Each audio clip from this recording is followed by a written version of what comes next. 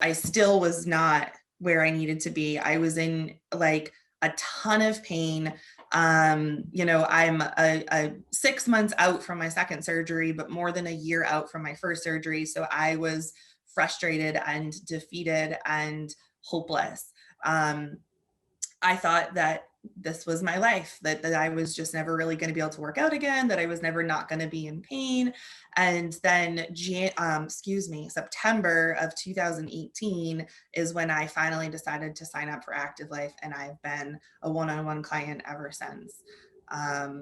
It's been a long road, but it's worth it. I felt like for the first time, my coach was actually listening to me and heard me. He met me where I was currently at and accepted me for where I was currently at.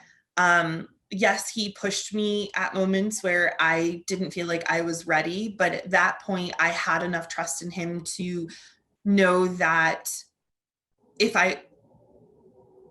something bad happened, we were going to be okay.